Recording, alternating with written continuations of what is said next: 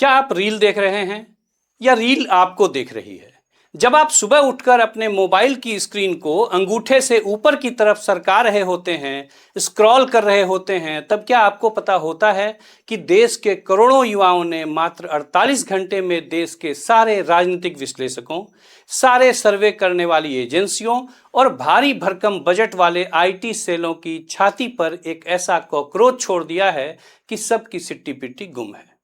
बड़े बड़े चाणक्यों के पसीने छूट रहे हैं।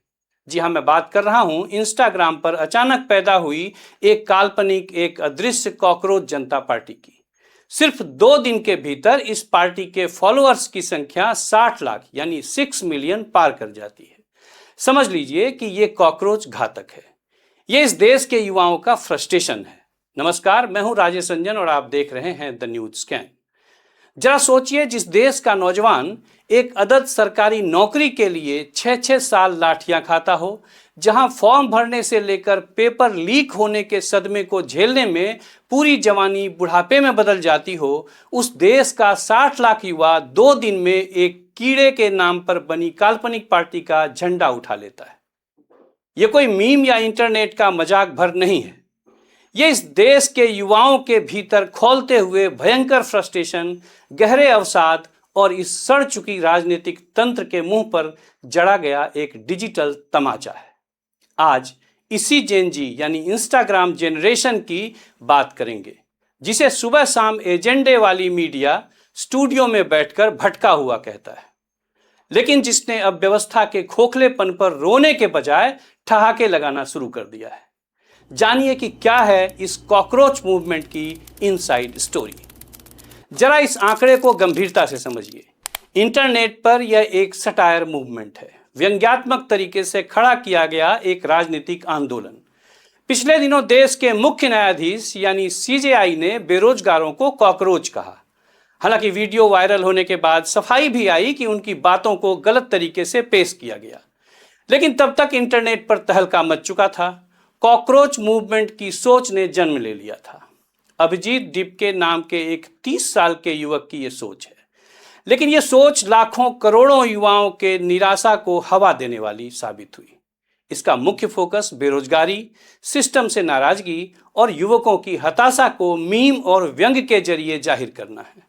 और जानते हैं इसकी मेंबरशिप की शर्तें क्या है?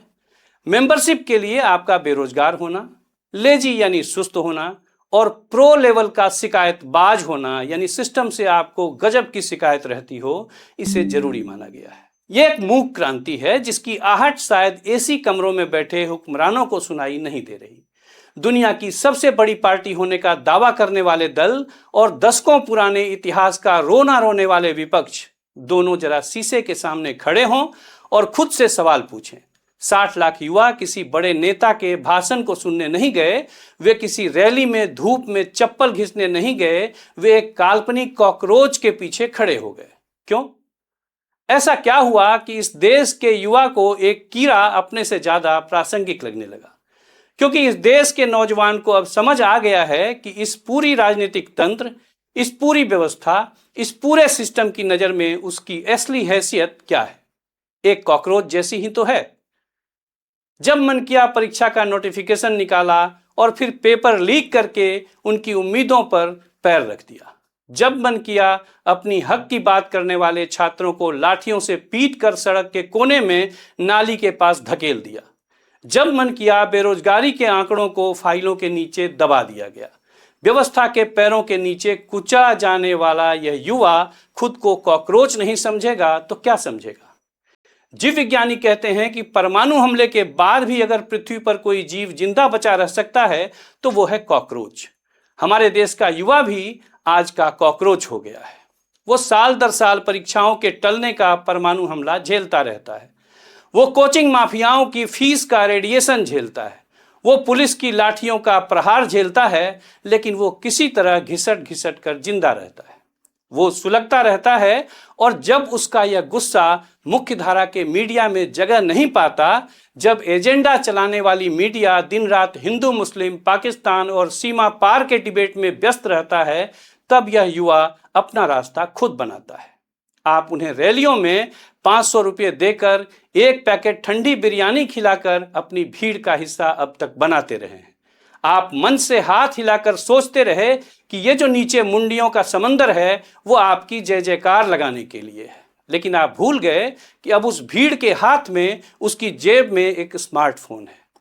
उसने आपकी रैलियों की नौटंकी को लाइव देखा, उसने आपके खोखले और झूठे भाषणों को सुना और घर जाकर शांति से इंस्टाग्राम पर कॉकरोच जनता पार्टी के बटन को दबा दिया। यह बटन दरअसल एक विद्रोह का बटन है। यह इस बात की गवाही है कि देश का युवा सिस्टम की इस दुर्दशा से तंग आ चुका है, थक चुका है और अब वो इस सिस्टम पर हंस रहा है। क्योंकि जब गुस्सा और लाचारी हद से गुजर जाती है तो इंसान रोता नहीं, वो व्यवस्था के खोखलेपन पर ठहाके लगाने लगता है। ये वही ठहाका है। लेकिन जो लोग इतिहास के पन्नों में ही खोए रहते हैं वे मत समझें कि ये कहानी सिर्फ भारत के एक मीम पेज के 60 लाख फॉलोअर्स तक सीमित है। जो राजनेता ये सोचते हैं कि स्मार्टफोन थामे हुए या 18-20 साल की पीढ़ी सिर्फ इंस्टाग्राम पर रील्स बनाकर कमर मटकाना जानती है, वे जरा अंतर्राष्ट्रीय राजनीति के पन्ने पलटें, अपनी आंखें खोलें। ये जेन जी अब सिर्फ वीडियो देखना नहीं, सत्ता की कुर्सी को हिलाना सीख चुकी है। जरा हमारे पड़ोस के देश नेपाल चलिए। वहां तमाम पुरानी राजनीतिक पार्टियां थी, बड़े बड़े राजनीतिक खानदान थे, कम्युनिस्टों और कांग्रेसियों के बड़े बड़े वैचारिक नैरेटिव थे। लेकिन उन सबको एक झटके में मटिया मेट करता हुआ एक लड़का सामने आता है, नाम बालेन शाह। एक स्ट्रक्चरल इंजीनियर, एक हिप हॉप रैपर, कोई राजनीतिक बैकग्राउंड नहीं, कोई करोड़ों का चुनावी फंड नहीं, कोई बाहुबल नहीं, लेकिन उसके पास क्या था? उसके पास जेन जी की नब्ज थी, हैशटैग का फार्मूला था। बालेन ने नेपाल की उस बुजुर्ग हो चुकी, घिस चुकी राजनीति को उसी सोशल मीडिया के जरिए सीधी चुनौती दी जिसे वहां का मुख्य धारा जो मीडिया था वो खिलौना समझता था। वहां ये वो फौज है जो करुणानिधि, जयललिता और एमजीआर के दौर की पुरानी कहानियों को सुनकर बोर हो चुकी है। उन्हें आज का नैरेटिव चाहिए था। विजय ने कोई पारंपरिक रैलियां या रूढ़िवादी प्रचार का सिस्टम नहीं अपनाया। उन्होंने अपनी रील्स, अपने डिजिटल हैशटैग और अपनी युवाओं की एक अदृश्य डिजिटल आर्मी को जमीन पर उतारा। नतीजा, देखते ही देखते तमिलनाडु की सियासत का पूरा गणित हिल गया। जैन जी ने यह तय कर दिया कि वे अतीत के बंधक बनकर वोट नहीं देंगे। वे अपना भविष्य खुद चुनेंगे और अपनी शर्तों पर चुनेंगे। जान लीजिए कि ये जैन जी राजनीति के तौर तरीके को बदल रही है। ये राजनीतिक पार्टियां जो हर चुनाव में हजारों करोड़ रुपए पानी की तरह बहाती है, जो बड़े बड़े पीआर फर्म्स को ठेका देती है, विदेशी सलाहकारों को बुलाती है कि हुजूर का चेहरा जरा चमका दीजिए, हुजूर को मसीहा बना दीजिए, आज उन मसीहाओं के चेहरों की हवाइयां उड़ी हुई है। उनके आईटी सेल हैरान है कि हमारा करोड़ों का बजट फेल कैसे हो रहा है। क्यों उड़ी हुई है हवाइयां? इसके 4 बड़े कारण हैं, जरा कान खोलकर सुन लीजिए और दिमाग लगाकर समझ लीजिए। पहला कारण है उबाऊ भाषणों का अंत। अब इस युवा पीढ़ी को आपके 1 घंटे के उबाऊ भाषण नहीं सुनने हैं। जो नेता मंच पर आकर पहले 20 मिनट तक सिर्फ चाटुकारिता करता है, श्लोक पढ़ता है और गड़े मुर्दे उखाड़ता है, जैन जी उसे अपने अंगूठे से तुरंत स्वाइप अप कर देती है। उनके पास 15 से 30 सेकंड का अटेंशन स्पैन है। अगर आप 30 सेकंड में सीधे मुद्दे की बात, रोजगार की बात, उनकी सहूलियत की बात नहीं करते तो आप उनके लिए आउटडेटेड कचरा हैं। राजनीति को अब रील्स के फॉर्मेट में आना पड़ रहा है। यह इस पीढ़ी की पहली और बड़ी ताकत है। दूसरा कारण है इंस्टेंट फैक्ट चेकिंग। पहले के दौर में नेताजी मंच से कुछ भी सफेद झूठ बोलकर चले जाते थे और पंडाल में बैठी जनता जयकारे लगाते रहती थी, तालियां बजाती रहती थी। अब नैरेटिव बदल चुका है। अब नेताजी मंच पर झूठ बोल रहे होते हैं और पंडाल की आखिरी लाइन में बैठा 18 साल का लड़का अपने मोबाइल पर गूगल खोलता है, नेताजी के वादों और असल आंकड़ों का लाइव पोस्टमार्टम तत्काल कर देता है। यह पीढ़ी अंधभक्त होने से साफ इनकार कर रही है। यह डेटा मांगती है, यह स्क्रीनशॉट का आईना दिखाती है। तीसरा कारण है खोखली विचारधारा का अंत। हमारे देश के नेता सुबह उठकर राष्ट्रवाद का चूर्ण बेचते हैं, दोपहर में समाजवाद का चोला पहन लेते हैं और शाम को कैपिटलिस्टों की गोद में जाकर बैठ जाते हैं। जैन जी इस पाखंड को बहुत अच्छे से समझने लगी है। वह ना तो अंध वामपंथी है, ना अंध दक्षिणपंथी है, वह शुद्ध रूप से मुद्दापंथी है। इसे इस बात से मतलब है कि पर्यावरण का क्या हाल है, उसे मतलब है कि उसकी प्राइवेसी बची है या सरकार उसके व्हाट्सएप चैट्स पढ़ रही है, उसे मतलब है कि कॉलेज की फीस क्यों बढ़ रही है और नौकरियां क्यों सिकुड़ रही है। चौथा और सबसे बड़ा कारण है डिसेंट्रलाइज कैंपेनिंग। अब चुनावी प्रचार के लिए किसी पार्टी के दफ्तर से छपने वाले लाखों के पोस्टर्स या पेड वर्कर्स की जरूरत नहीं है।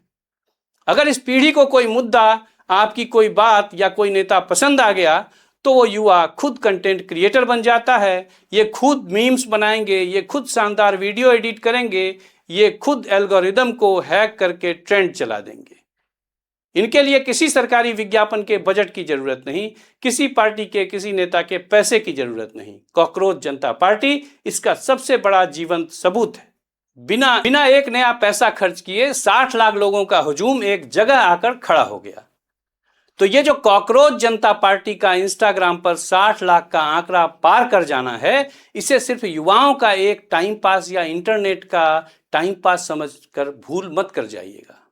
जो लोग दिल्ली और राज्यों की सत्ता के गलियारों में बैठकर ये सोचते हैं कि 5 साल में एक बार जाति का गणित बिठाकर, धर्म का अफीम चटाकर इस युवा पीढ़ी को हमेशा के लिए अपना गुलाम बना लिया जाएगा, वे इतिहास की सबसे बड़ी गलतफहमी में जी रहे हैं। ये 60 लाख का आंकड़ा महज कोई संख्या नहीं है। यह आंकड़ा इस देश के बहरे हो चुके सिस्टम के कान के नीचे बजने वाला वो अलार्म है जो ये बता रहा है कि युवा अब जाग चुका है। वो अपने एक टच से आपके सत्ता की कुर्सियों को हिलाने का दम रखता है। अब देखना यह है कि दिल्ली के बंद कमरों में बैठे हुक्मरान इस डिजिटल बगावत को समझ पाते हैं या हमेशा की तरह इतिहास के कूड़ेदान में धकेल दिए जाने का इंतजार करते हैं। आज बस इतना ही। अगर आपको बेबाक विश्लेषण पसंद है तो हमारे चैनल को लाइक और सब्सक्राइब जरूर कर लें। आग्रह है कि वीडियो अच्छा लगे तो शेयर भी जरूर करें। जल्द मिलते हैं एक और जरूरी मुद्दे के साथ। तब तक के लिए द न्यूज स्कैन की तरफ से राजेश रंजन का नमस्कार।